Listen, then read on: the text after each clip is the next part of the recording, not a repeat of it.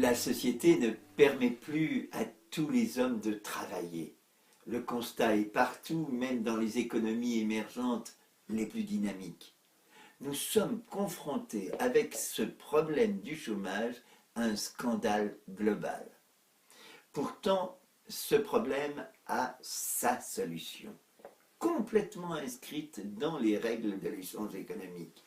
Il suffit de la décrypter et de constater que l'on peut faire comme l'humanité a su le faire pendant des millénaires et qu'aujourd'hui nous avons délaissé. Nous avons à la retrouver, à la réactiver en l'adaptant à notre temps. Le sens du mot emploi, c'est le bon usage des ressources.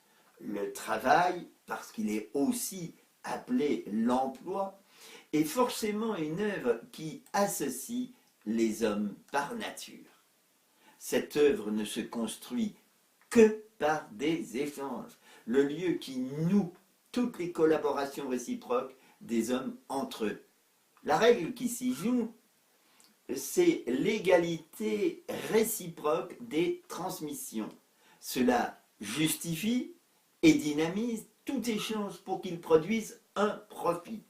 On sait bien que les semences de tout emploi, comme en agriculture, peuvent porter les récoltes à 30 pour 1, 60 pour 1 et même davantage.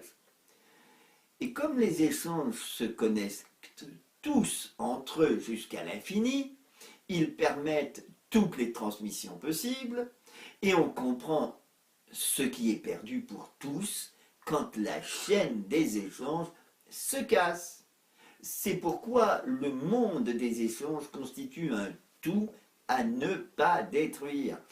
Alors la multiplication des échanges se réalise par toujours davantage d'emplois, ce que nous recherchons, et de richesses, là aussi nous le recherchons, disponibles pour les hommes. Ces échanges se régénèrent en se reproduisant à condition de ne pas mettre d'obstacle à leurs accomplissements. Surtout, l'obstacle le plus destructeur, le plus invisible, provient de ce que certains s'arrogent un passe-droit à leur profit exclusif. Il consiste en ce que on sorte et on quitte le monde des échanges, mais sans s'en apercevoir. Sortir, quitter le chemin, c'est s'engager dans une autre direction, forcément mauvaise, pour atteindre ses objectifs. Il sera donc facile de constater que celui qui ne prend pas la bonne direction au départ de tout échange, c'est aussi celui qui n'assume jamais ses responsabilités.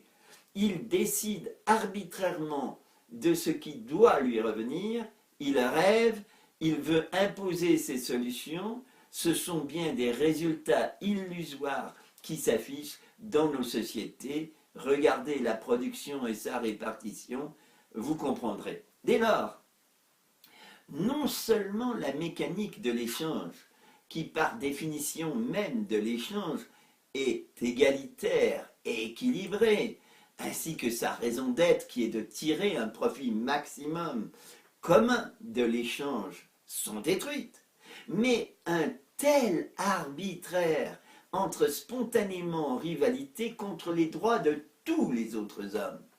Cela ne peut réussir que si ce comportement réussit, bien sûr, à imposer son arbitraire, ce qui, hélas, est le cas dans toutes nos économies actuelles.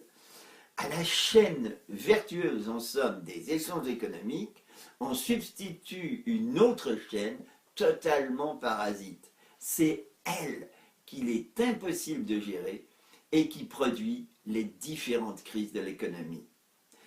Alors, on est entré dans un autre monde, une autre logique infernale, qui est en réalité celle de l'usure, laquelle usure, on le verra, se décline à l'infini des ruses de l'imagination des hommes.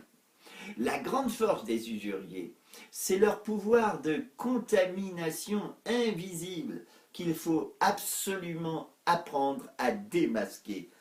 En particulier, le rapport de force et de dépendance exclusive que la généralisation des comportements usuriers impose sans condition aujourd'hui à toute la vie économique. Alors que le mécanisme usurier provoque un monde de conflits, de dépendance, d'inégalités croissantes, l'échange au contraire dessine un mouvement perpétuel de cadeaux, de dons, de facilités que se font les hommes entre eux pour leur vivre ensemble.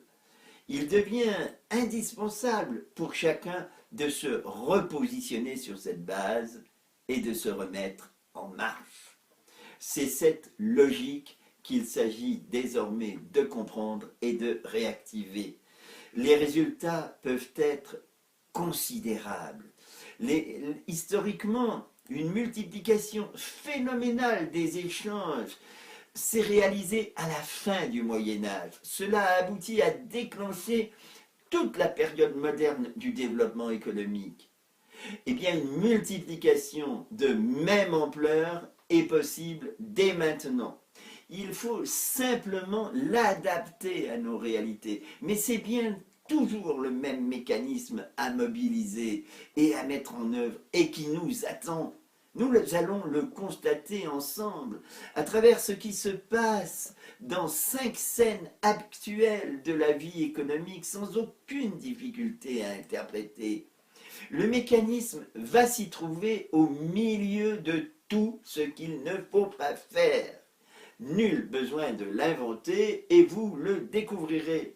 Et pour le mobiliser en faveur de l'emploi, il ne dépend que de nos réponses, de nos actes, d'où cette invitation urgente. L'enjeu n'est que trop évident que vous trouverez en fin de ce parcours. Allons dire en somme à tous les hommes, le travail n'est jamais loin, il est parmi nous. On ne peut que se l'offrir mutuellement en toute réciprocité. C'est toujours l'emploi qui libère, la dette qui asservit. Régler le problème de la dette ne dépend plus de nous malheureusement. Par contre, multiplier les emplois, c'est bien notre affaire à tous. Tout le démontre, mobilisons-nous dès maintenant. Ainsi, par exemple, on ne naît pas pauvre, on le devient. On ne naît pas chômeur, on le devient. On ne naît pas esclave, on le devient. Mais par inversion du bon sens et des réalités, on nous fait naître. Quoi donc? Variable d'ajustement à tous les problèmes économiques à résoudre. C'est le jargon pour vous dire, mais restez chômeur, sans emploi. Et alors, nous le devenons vraiment. En même temps, dans ce monde de chômage, on demande à chacun de travailler plus, pour cotiser plus, pour des retraites hypothétiques. En fait, regardez le monde fantastique du but roi. Oubliez bien des rêves. Il va falloir travailler dans un monde qui connaît la progression du chômage. Mais pourquoi sommes-nous toujours prêts à croire les pires sottises, les pires horreurs quand il s'agit banalement dans le quotidien d'exécuter de simples échanges économiques? En matière d'horreur, on accepte allègrement de considérer donc le travail des hommes comme cette variable d'ajustement à n'importe quel problème économique, et cela s'entend. On expédie ainsi sur une voie de garage, bien cadenassée, des hommes au chômage.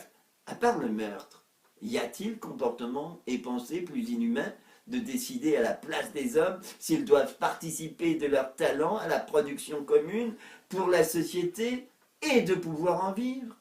Les envoyer ainsi au chômage, au sous-emploi, à l'absence de revenus et à subir ainsi l'inhumanité des hommes.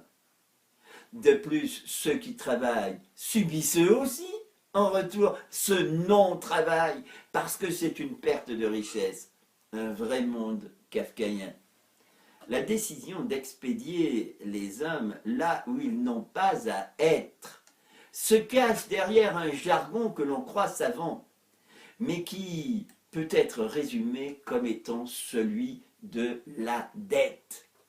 On vous parle de l'horreur de la dette à traiter avec tous les égards dus à son rang, mais jamais de la réalité du mécanisme de l'usure utilisé depuis plus de 5000 ans et qui produit la dette. Il a suffi de le banaliser à l'infini, en le cachant derrière un jargon économique qui semble avoir obligé tous les hommes à s'y soumettre dans leur comportement quotidien.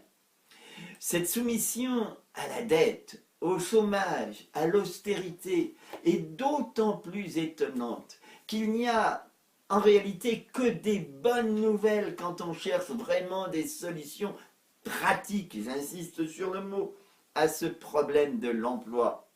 Car en matière économique, il suffit de suivre le mode d'emploi, de fonctionnement de tout échange, ce que chaque être humain connaît, sait faire de façon innée, puisque l'échange économique, comme tout échange, c'est toujours nouer le lien qui peut faire démarrer toute chose nouvelle, à condition de raisonner sur la réalité.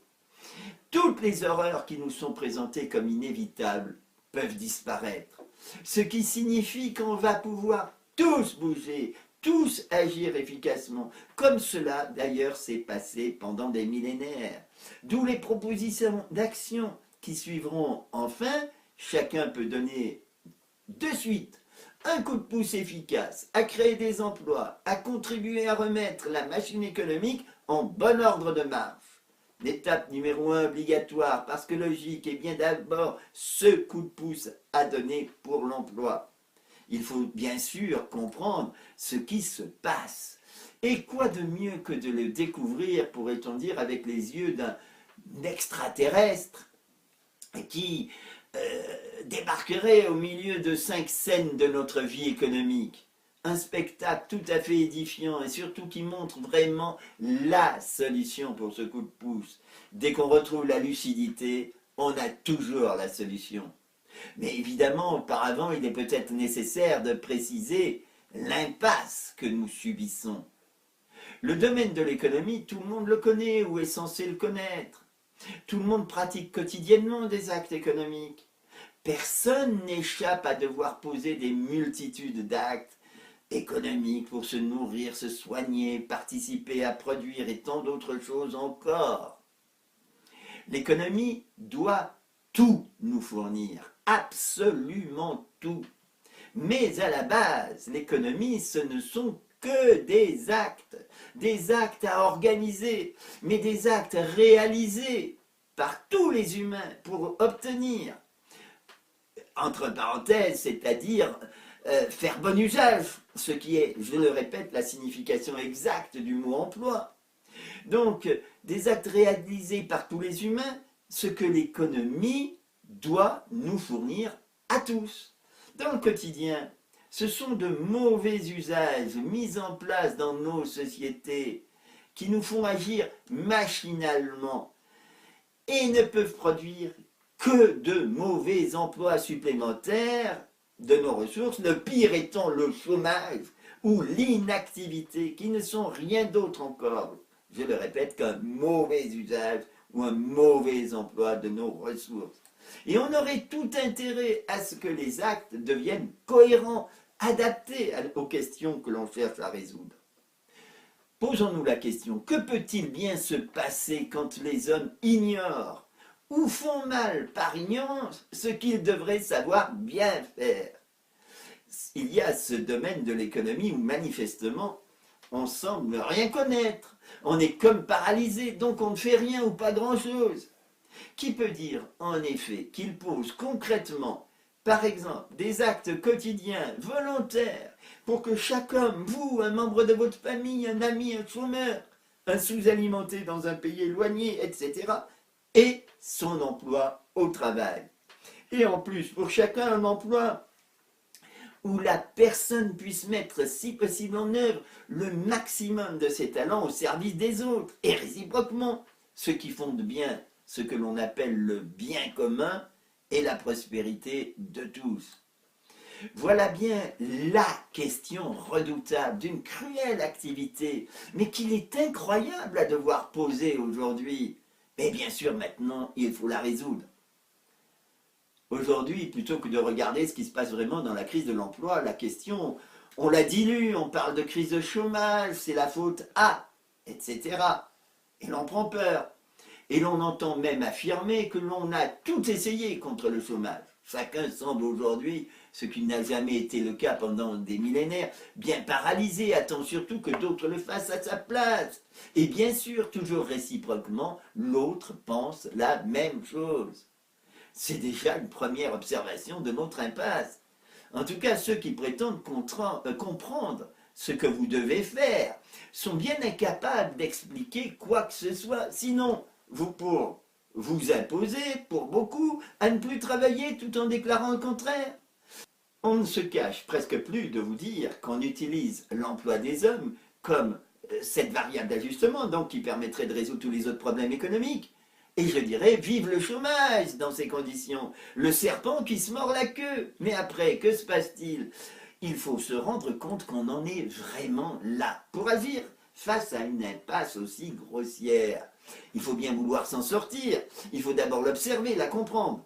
D'autant plus, je le répète, que poser cette question de façon pratique, c'est vite découvrir l'unique moyen à entreprendre et développer pour un monde meilleur, pour le bien commun des hommes. On voit bien la nature de l'impasse, en somme, que nous avons à étudier, se préciser. Il s'agit d'une totale inversion des causes et des conséquences. Si on préfère, on peut dire qu'on a vraiment perdu la boussole. Dans ces conditions, on peut donc attendre très longtemps le début d'une solution. Il faut donc oser se dire que nous avons besoin au minimum d'un nouveau départ, dans un bon sens. Arrêtons de penser que nous pouvons redémarrer à partir de choses, de méthodes qui ne cessent de se répéter dans l'échec, et toujours plus dangereusement, surtout parce qu'on croit qu'elles sont incompréhensibles. Manifestement, aujourd'hui, le résultat est là, aucune ne sont source d'emploi, de travail dans nos sociétés.